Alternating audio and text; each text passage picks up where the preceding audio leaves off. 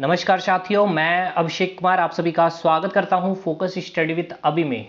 Daily test second है आज हमारा। कल हमने पॉलिटी के क्वेश्चन डिस्कशन किए हैं पूरी अच्छी से। मैंने नागरिकता के जितने सवाल बन सकते हैं आपके NTPC, CBT 2, SSC, CGL, group D, MTS, railway में आप कोई भी पेपर दें, चाहे आप अपने स्टेट में सचिवालय, झारखंड में, बिहार में दरोगा, कोई भी पेपर दें, मोर देन सफिशिएंट है। आपका टॉपिक वाइज टेस्ट यहाँ पे कंप्लीट कराया जाएगा।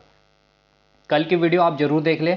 आज की वीडियो हम स्टार्ट करते हैं। आज हमारा टारगेट स्टैटिक पार्ट पे है और एक टॉपिक यहाँ से जो मैं स्टैटिक का जो लिया हूँ डेफिनेटली 110% आपका टीसीएस पूछता ही पूछता है, जो है गुफा। चलिए आज का सवाल देख लेते हैं क्या है।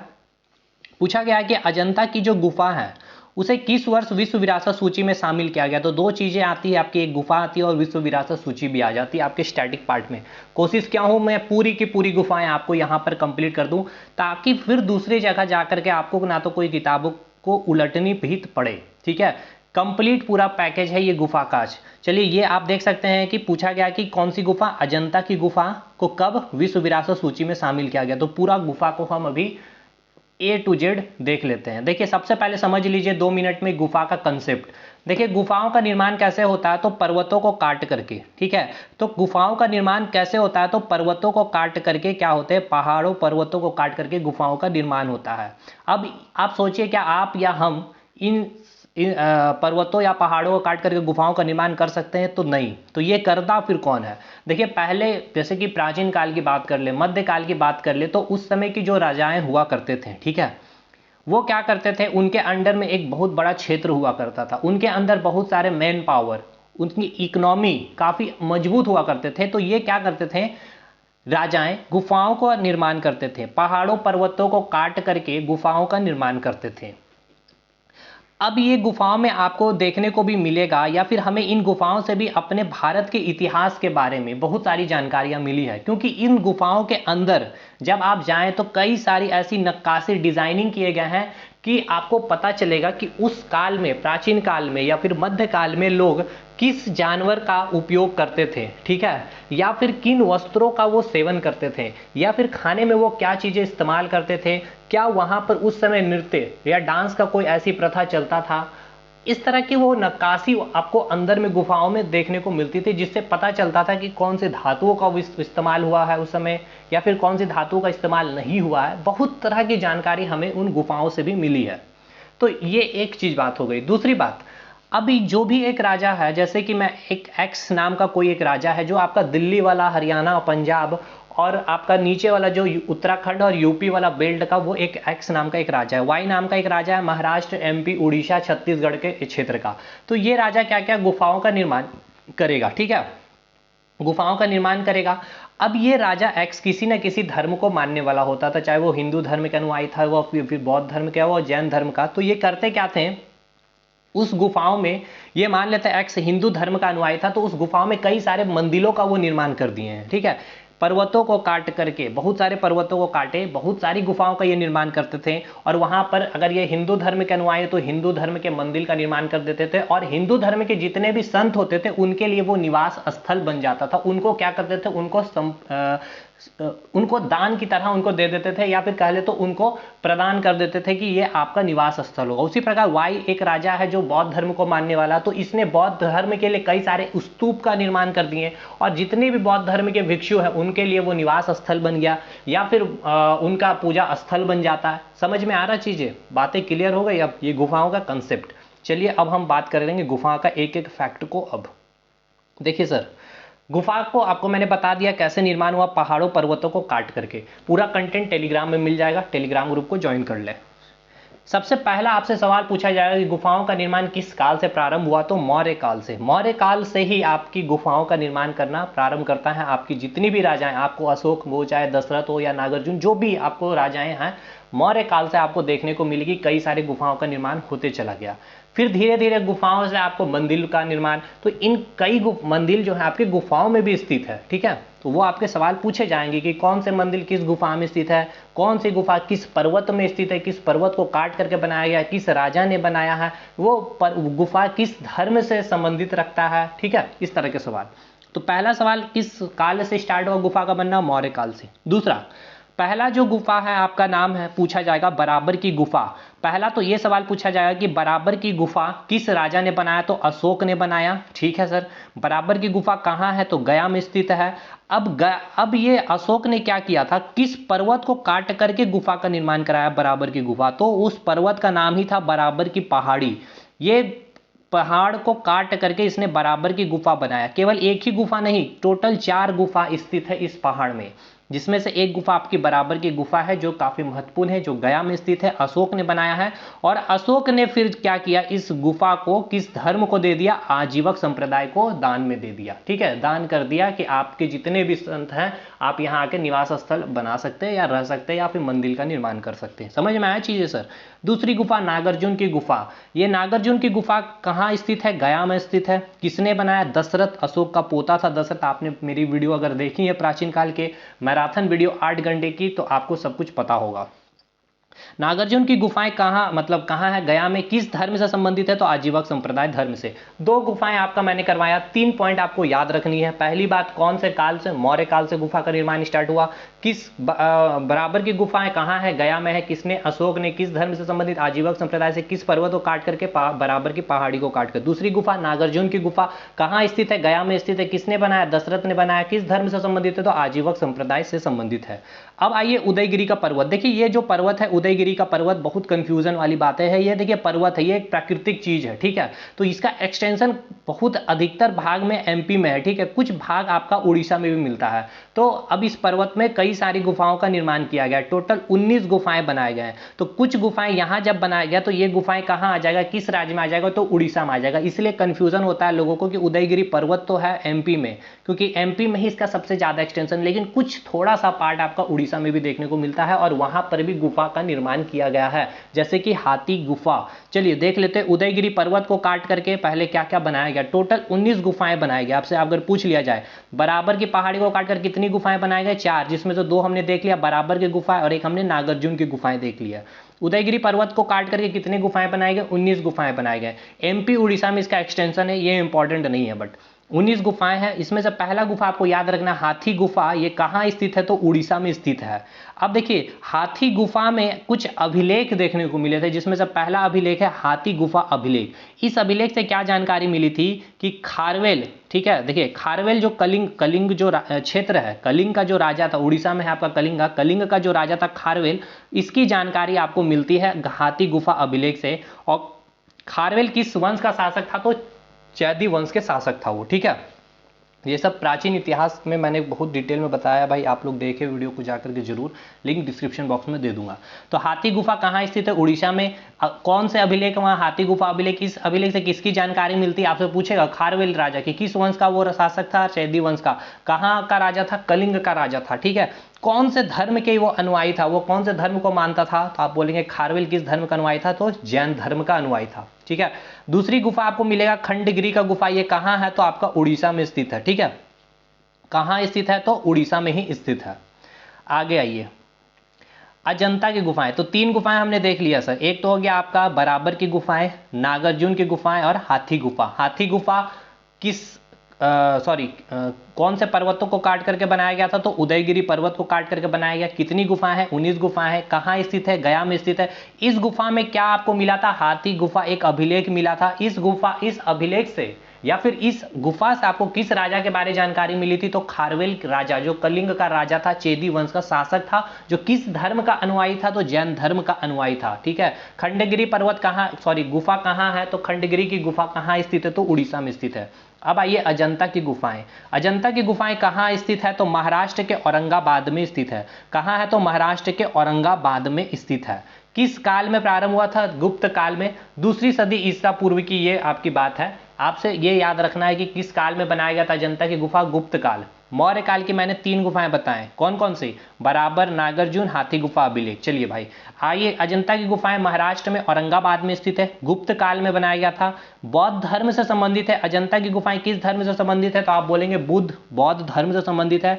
इसमें मिला आपको जो चित्र, इसमें जो डिजाइनिंग की गई, चित्रकारी जो की गई है, किस ग्रंथ से ली गई है, तो जातक ग्रंथ। देखिए बौद्ध धर्म का एक ग्रंथ है, पवित्र पुस्तक हुआ करता था, जिसे ग्रंथ कहते हैं जातक ग्रंथ। ठीक है, इस ग्रंथ से कई सारी चित्रकारी आपको देखने को मिले हैं अजंता की गुफा से। अजंता की गुफा में तो पूछा जाएगा कि अजंता की गुफा में जो नक्काशी की गई है उस नक्काशी को किस ग्रंथ से लिया गया था बौद्ध धर्म का, तो जातक ग्रंथ से लिया गया था। ठीक है, इसे कब यूनेस्को ने विश्व विरासत सूची में शामिल किया गया था, तो 1983 में, आप याद रखिए 1983 में। इस गुफा की जो चित्रकला है भारत में बौद्ध धर्म के स्वर्ण युग का प्रमाण है। मतलब देखिए इस गुफा में आपको क्या मिला, अजंता की गुफा में बौद्ध धर्म के बारे में बहुत सारी जानकारी मिली। इसका मतलब क्या था कि यहाँ का जो राजा इसकी जो निर्माण किया था, हाँ, वो क्या चीज था, बौद्ध धर्म के अनुयायी था। और दूसरी बात, उस समय क्या होगा कि भारत में बौद्ध धर्म का स्वर्ण युग चल रहा होगा। ठीक है, मतलब बौद्ध धर्म एक चरम सीमा पे होगी। चीजें क्लियर हो गई। अजंता की गुफाएं, इतना आपका फैक्ट आपको याद रखना होगा सर। दूसरी बात, एलोरा की गुफाएं कहाँ है, तो महाराष्ट्र के, ये भी औरंगाबाद में स्थित है। अगर आपसे पूछ लिया जाए कि ये किस धर्म से संबंधित है, देखिए अजंता की गुफाएं कौन सा धर्म से, बौद्ध धर्म से। एलोरा की गुफाएं बौद्ध, जैन, हिंदू तीनों धर्म की गुफाएं आपको देखने को मिलेगा एलोरा की गुफाएं में। ठीक है, दूसरी मंदिर आपसे पूछी जाती कि कैलाश का जो मंदिर है कहाँ स्थित है, किस गुफा में, तो इसी एलोरा की गुफा में आपको कैलाश मंदिर भी स्थित है, शिव जी की। ठीक है, शिव जी की जो कैलाश मंदिर आपको इसी एलोरा की गुफाएं में देखने को मिलेगी। टोटल कितनी गुफा है, टोटल 34 गुफाएं हैं। सबसे अधिक अगर पूछ लिया जाए आपसे किस धर्म की गुफाएं यहाँ पे मिलेगा, 34 गुफा में टोटल आपको अगर बात कर ले 19 से अधिक गुफाएं आपको केवल और केवल हिंदू धर्म की गुफा देखने को मिलती है। ठीक है, उसके बाद आपको बौद्ध धर्म और उसके बाद आपको जैन धर्म को गुफाएं, तो है तो तीनों धर्म की इसमें मंदिर है, बट सबसे अधिक अगर बात कर लिया जाए किसकी, तो हिंदू धर्म की। यूनेस्को ने इसे विश्व विरासत में कब शामिल किया गया, 1983 में शामिल किया। कब शामिल किया, 1983 में शामिल किया विश्व विरासत सूची में। इसका निर्माण किसने किया था, तो राष्ट्रकूट वंश का एक शासक है नरेश कृष्ण प्रथम ने। नरेश कृष्ण प्रथम ने इसका निर्माण किया था, किसकी, एलोरा की गुफा। आपसे पूछा जाएगा कि एलोरा की गुफा का निर्माण किसने किया था, तो राष्ट्रकूट वंश का शासक जो था नरेश कृष्ण प्रथम ने आपकी एलोरा की गुफाओं का निर्माण किया था। ठीक है सर, क्लियर और नॉट। ये इतना पॉइंट आपको एलोरा की गुफाएं से याद रखना है। कैलाश मंदिर आपसे पूछेगा कहाँ स्थित है, किस गुफा में स्थित है, तो एलोरा की गुफा में स्थित है। नेक्स्ट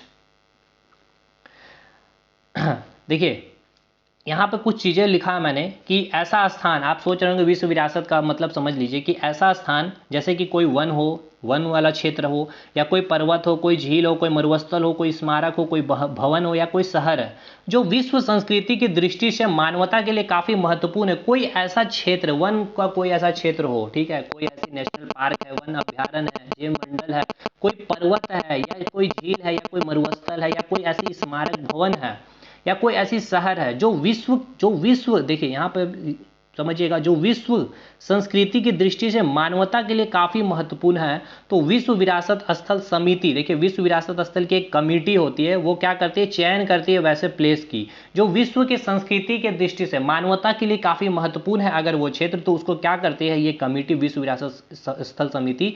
ये समिति क्या करेगी, उस स्थल की देख रेख के लिए यूनेस्को के अंदर में, मतलब यूनेस्को के विश्व विरासत हेरिटेज लिस्ट में क्या करते हैं, सम्मिलित करते हैं, और उसके देख रेख के लिए जो भी खर्च की बात होगी तो यूनेस्को की तरफ से वो फंड किया जाता है। चीजें समझ में आया या नहीं आया, ताकि इससे उस देश की संस्कृति के साथ साथ तो पूरे विश्व में वहाँ के लोगों के जीवन के लिए काफी महत्वपूर्ण एक संदेश मिले, वहाँ के कल्चर के बारे में पता चले, या फिर उस देश की कल्चर को बनाए रख सके। ठीक है, इसके लिए यूनेस्को क्या करते हैं, उस स्थल को विश्व विरासत सूची में सम्मिलित करते हैं, और उसको देख रेख के लिए वो क्या करती है, वो कमेटी उसको कुछ ना कुछ फंडिंग करते रहती है। ठीक है, अब आइए एलिफेंटा की गुफाएं की हम बात करेंगे। एलिफेंटा की गुफा की अगर बात कर ले, ये कहाँ स्थित है, तो महाराष्ट्र में स्थित है। इस स्थल का ऐतिहासिक नाम क्या है, देखिए धारपुरी है। इस स्थल का देखिए आपसे पूछ भी लिया गया है कई बार कि धारपुरी गुफा कहाँ स्थित है, तो कंफ्यूजन में लोग कि ये कौन सी गुफा है, ये एलिफेंटा की गुफा की ही बात की जा रही है। एक्चुअली हुआ क्या था कि पुर्तगालियों ने इसका नाम एलिफेंटा रखा था क्योंकि इस गुफा में हाथियों की आकृति थी। हाथियों की जो थे ना कई, इस गुफा के अंदर कई सारी ऐसी आकृतियां मिली, हाथियों की आकृतियां मिली। तो जब पुर्तगाली आए, यूरोपीय कंपनी में सबसे पहला कंपनी कौन था, पुर्तगाली ईस्ट इंडिया कंपनी, जो भारत आया था ट्रेड करने के लिए मसाले का, केरल के कालीकट घाट में जमुरीन जो वहां के राजा थे स्वागत किए थे जिसने, तो उसने इस गुफा में कई सारे हाथियों की गुफा आकृति देखी, तो इसने इसका नाम रख दिया एलिफेंटा की गुफाएं। ठीक है, इसलिए इसका नाम आप धारापुरी के नाम से भी आप इसे जानते हैं। और इसी एलिफेंटा द्वीप, इसे जो है ना, ये जो एलिफेंटा जो गुफाएं हैं, इसे धारापुरी गुफाएं भी कहते हैं, या फिर धारापुरी द्वीप भी कहते हैं, या फिर एलिफेंटा द्वीप भी कहते हैं। ये याद रखिएगा, ये तीनों नाम आपको याद रखना है, इसलिए इसे धारापुरी गुफाएं भी कहते हैं। इस गुफा में हाथियों की आकृति होने के कारण पुर्तगालियों ने इसके नाम क्या दिए, एलिफेंटा नाम दे दी थी। 1987 में यूनेस्को ने इसे शामिल किया। तो देखिए अजंता और एलोरा, इसे कब शामिल किया गया, 1983 में, और 1987 में आपको शामिल किया गया एलिफेंटा की गुफा को, 1987 में। इसमें टोटल 7 गुफाएं हैं, 5 हिंदू की गुफाएं हैं और 2 बौद्ध की गुफाएं हैं। शिव की मूर्ति है, इसमें मेनली हिंदू धर्म से संबंधित है। अगर बात किया जाए, पूछेगा कि एलिफेंटा की गुफाएं किस धर्म से संबंधित है, तो आप सीधा जवाब देंगे हिंदू धर्म, ठीक है, हिंदू से संबंधित है ये। शिव की मंदिर है, इसमें आपको मिलेगा, और विशेष रूप से हिंदू धर्म की गुफा और कुछ बौद्ध की गुफाएं। जैसे मैंने बताया कि 5 टोटल 7 गुफा में 5 हिंदू की ही गुफाएं। तो अगर बात किया जाए ज़्यादा गुफाएं हिंदू का है, तो ये ज़्यादा मेनली किस धर्म से संबंधित रखेगी, तो हिंदू धर्म से संबंधित रखेगी एलिफेंटा की गुफाएं। भीमबेटका की गुफाएं कहाँ है, एमपी के रायसेन जिला में है। कई बार जिला भी आपसे पूछा है एग्जाम में, ये भी याद रखें। तो रायसेन जिला में है। इसकी खोज किसने की थी, तो वीएस वाकनकर ने किया था, वीएस वाकनकर ने किया था। वेरी वेरी इंपॉर्टेंट, याद रखिए, भीमबेटका की गुफाएं की खोज किसने किया, वाकनकर ने किया था, वीएस वाकनकर ने किया। 2003 में यूनेस्को ने इसे विश्व विरासत सूची में शामिल किया। इसमें टोटल 500 गुफाएं हैं, और इस गुफा की जो चट्टानों पर हजारों वर्ष पूर्व बनी मानव जीवन के चित्रकार आज भी मौजूद है। देखिए ये बहुत इंपॉर्टेंट सवाल है, आपसे पूछा जाएगा कि किस गुफा से पूर्व, मतलब कि हजारों वर्ष पूर्व में जो मानव के जो जीवन जो व्यतीत किए हैं उसकी जानकारी हमें मिलती है। मतलब कि हजारों वर्ष पूर्व जो मानव थे वो कैसे अपने जीवन को व्यतीत करते थे, कैसे रहते थे, उसकी कैसे दिनचर्या हुआ करते थे, वो कैसे अपने जीवन यापन करते, तो उसकी जानकारी हमें किस गुफा से मिली है, तो भीमबेटका की गुफाएं से मिली है। कैसे मिली है, तो उसके अंदर गुफाओं में नक्काशी की जाती थी उनके द्वारा, ठीक है, very very important. Next, Udayagiri की गुफा एमपी के विदिशा क्षेत्र में स्थित है ये, और ये किस धर्म से संबंधित है, हिंदू धर्म से। और ये किस नदी के बीच स्थित है, तो बेतवा और बेस नदी के बीच स्थित है। ये मेन आपको याद रखना है, कहाँ स्थित है, एमपी के विदिशा क्षेत्र में स्थित है। उदयगिरी की गुफा कहाँ है, तो एमपी के विदिशा क्षेत्र में स्थित है। भीमबेटका कहाँ है, तो मध्य प्रदेश के रायसेना झील में। बाघ गुफा very very important, Madhya Pradesh के धार झील में, याद रखें धार जिले में स्थित है, धार जिले में स्थित है। और भीमबेटका की गुफाएं रायसेना झील में स्थित है। किस धर्म से संबंधित है, हिंदू धर्म से। एलिफेंटा की गुफाएं किस धर्म से संबंधित है, मैंने क्या बोला, हिंदू धर्म आपको याद रखना है। एलिफेंटा की गुफाएं आपको हिंदू धर्म याद रखना है। टोटल 7 गुफाएं थे, 1987 में इसे शामिल किया गया था यूनेस्को ने। नेक्स्ट, इसकी खोज किसने किया था, डेंजरफील्ड ने किया था, ठीक है, डेंजरफील्ड ने इसकी खोज की है। इस गुफाएं की खोज किसने की, बाघ की गुफा डेंजरफील्ड ने। और अगर बात की जाए भीमबेटका की गुफाएं किसने की थी, तो वाकनकर ने किया था। डेंजरफील्ड याद रखें, बाघ डेंजर से याद रखें, बाघ होता है डेंजरफील्ड ने किया था इसकी खोज। किस धर्म से संबंधित है, बा से बाघ, बा से बौद्ध धर्म, बा से बाघ, बा से बौद्ध धर्म। इस गुफा के कारण देखिए, इस गुफा का नाम बाघ गुफा क्यों रखा गया, इस गुफा में कई सारे बाघ मिलते थे, ठीक है, इस कारण इसका नाम रख दिया गया बाघ गुफाएं। और इस गुफा के बगल में जो गांव बसा, उस गांव का भी नाम रख दिया गया बाघ गांव, ठीक है, बाघ गांव, ठीक है। देखिए इसे यहाँ पे देखने को मिलेगा, इस गुफा के कारण यहाँ बसे गांव का भी नाम रख दिया गया बाघ गांव। और इस बाघ गुफा के जस्ट पास से ही एक नदी गुजरी, तो उस नदी का भी नाम रख दिया गया बाघ नदी। तो पूछा जाएगा बाघ गुफा किस नदी के किनारे स्थित है, तो आप बोलेंगे बाघ नदी के किनारे स्थित है। ये भी आपके एग्जाम के पॉइंट ऑफ व्यू से काफी इंपॉर्टेंट है। ये पूरा का पूरा आपका गुफाएं कंप्लीट मैंने कर दिया भाई। अब इससे बाहर आपको नहीं पूछेगा, ठीक है, गुफाओं से। अब आज का जो सवाल है, इसका सवाल का जवाब आप हमें क्या दे सकते हैं कि अजंता की गुफा को किस वर्ष विश्व विरासत सूची में शामिल किया गया, तो 1987। तो आप बोलेंगे 1987 में एलिफेंटा की गुफाओं को शामिल किया गया यूनेस्को के द्वारा। 1983 में 2 गुफाएं हैं, एक अजंता की गुफाएं और एक आपका एलोरा की गुफाएं। 2003 में आप क्या बोलेंगे, भीमबेटका की गुफाएं। और 1986 में आप याद रखें एक मंदिर है खजुराहो का मंदिर, ठीक है, खजुराहो का मंदिर जो है उसे विश्व विरासत सूची में शामिल किया गया था 1986 में। तो इसका सही जवाब क्या होगा कि अजंता की गुफा को विश्व विरासत सूची में शामिल किया गया 1983 में, 1983 में। आई होप आज की वीडियो आपको अच्छी लगी हो। अगर अच्छी लगी हो तो लाइक करें, शेयर करें अपने दोस्तों तक। और थोड़ी सी आज की वीडियो लंबी हो गई क्योंकि मैं नहीं चाहता था कि गुफाओं को आधा अधूरा में छोड़ दूं, ताकि फिर से एक डर की स्थिति बनी रहे और आप फिर से एग्जामिनेशन हॉल में परेशान हो। तो अब आपको ना तो आपको पॉलिटी में नागरिकता को लेकर के कन्फ्यूजन आएगी एग्जाम में, और ना ही गुफाओं को स्टैटिक जीके में लेकर के दिक्कतें आएगी। मिलेंगे अगले एक नेक्स्ट क्वेश्चन के साथ, एक नेक्स्ट टॉपिक वाइज टेस्ट के साथ। तब तक के लिए धन्यवाद।